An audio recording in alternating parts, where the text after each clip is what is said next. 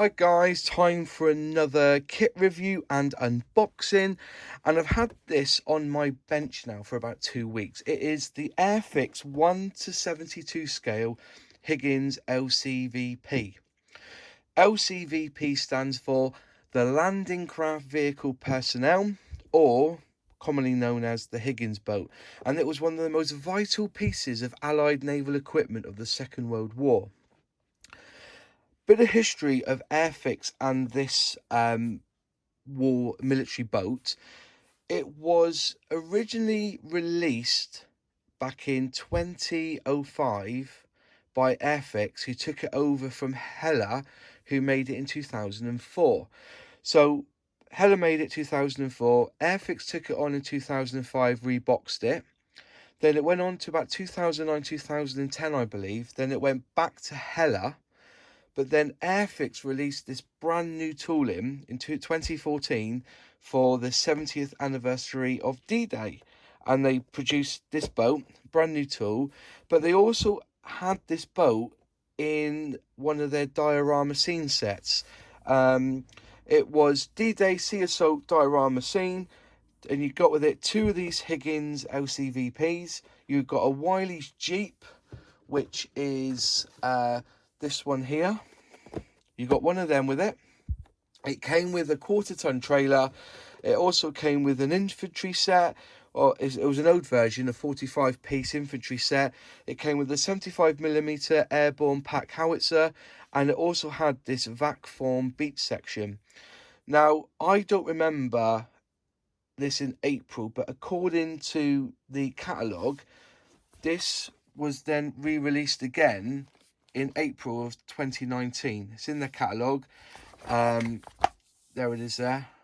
Always worth buying this. Do not ever think that they're not worth a jot. They are full of information and they are really, really good. They were going to re-release it for the 75th anniversary of D-Day. Okay, so, but I did not see it. I've been on the website. It's out of stock till winter 2019-2020. But as soon as I can, I will be buying it, just to add to the bits that I've already got. They also do the Air Assault, Overlord, and the Battlefront, but I don't know if they're available. But that was where basically this boat came from. 2014 was when they re-released it as this kit. Okay, so bit of history on the Higgins. It was used in World War II. It used basically during the Operation Overlord and the invasion of occupied France, so D-Day. And it also became renowned with America in their naval operations in the Pacific, and it proved to be particularly useful during the operations at Okinawa and Iwo Jima. With its shallow draft and full width bow ramp, it was able to offload its cargo and leave the beach in just 3 to 4 minutes. Cracking bit of kit.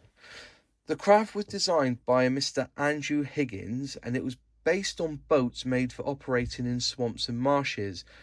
It was originally designed and sold to trappers and oil drillers, but it was alleged that they were sold to smugglers of gin and other alcohol when that was banned in the United States just around the war. More than 23,000 of these were built by Mr. Higgins in his company, Higgins Industries, but they were also constructed under license by other companies between 1942 and 1945. There was 2 versions. There was the one that was powered by the 225 horsepowered Grey Marine 6-71 diesel engine, or there was the 250 horsepowered Hall Scott gasoline engine. They were typically constructed from plywood. This shallow draft barge-like boat could ferry roughly a platoon-sized complement of 36 men to shore, roughly around the speed of 9 knots, which to us, in layman's terms, is 17 kilometers an hour. And men generally entered the boat by climbing down a cargo net hung from the side of their troop transport, and they exited, charging down the boat's lowered bow ramp onto shore.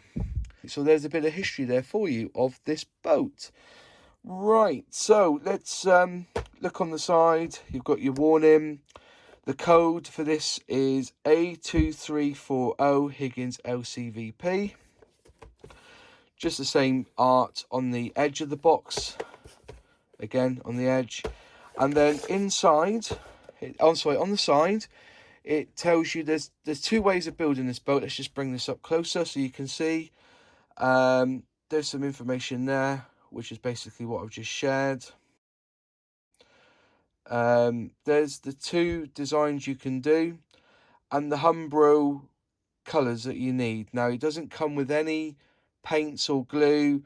So if you want to do the A, you need 32, which is dark grey, 33, which is matte black. You need 34, which is matte white, 70, which is brick red, and 96, which is RAF blue.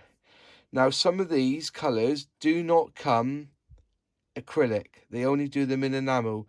So if you want acrylic, just look on the websites and try and find a different colour if you need to, from a different brand, either Tamiya or Vallejo, you know, etc.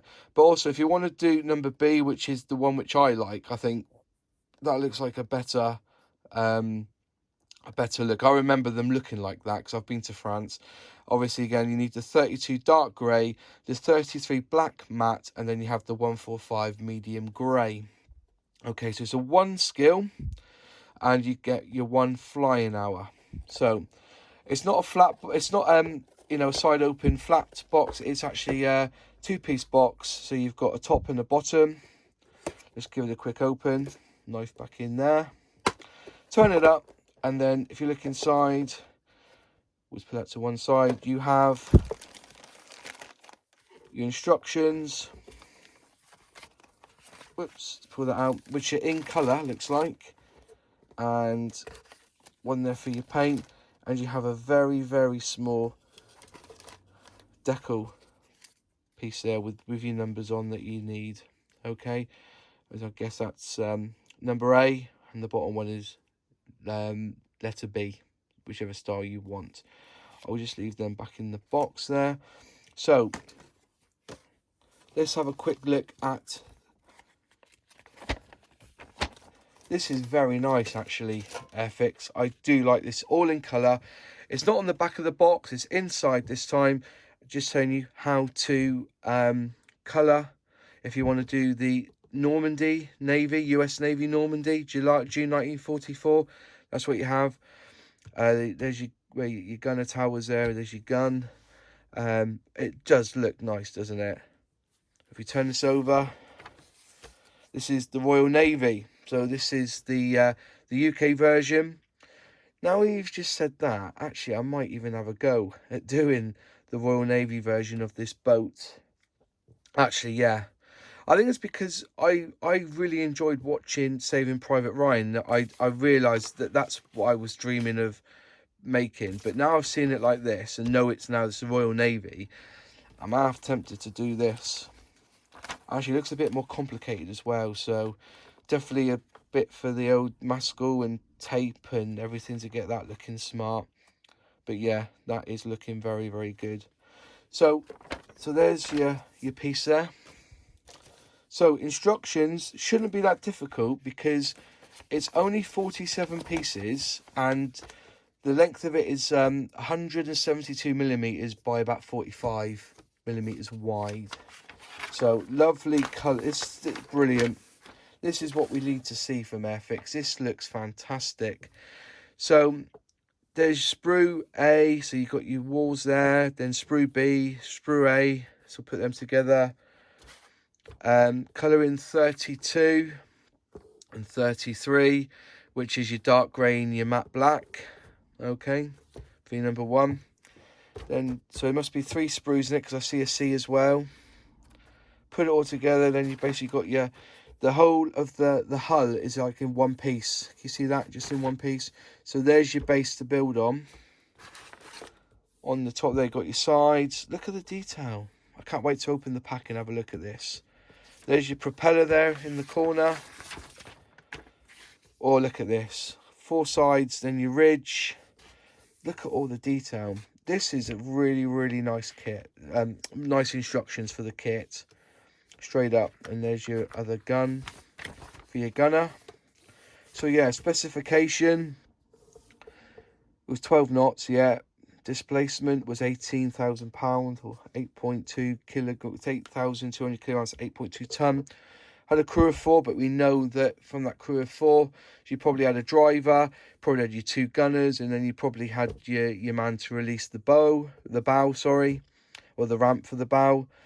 It was 36 foot by 3 inches. That's 11 meters long, and 230 caliber, 7.62 millimeters machine guns. So put that in the box there. Right, so let's open up the just stabbed myself. Let's open up the I stab myself with these as a pastime. You see some of the scars I've got from cutting myself with these knives. Honestly, I'm terrible. That's why I use the blue tack now, because the blue tack keeps the blade down. The amount of times I put my hand down to pick it up and I've cut myself was not even worth talking about. So you basically have 3 sprues. So there's where you want to get to. There's the base of the boat. Very, very nice details inside. I don't think you'll see that. Those, just the needle press marks there.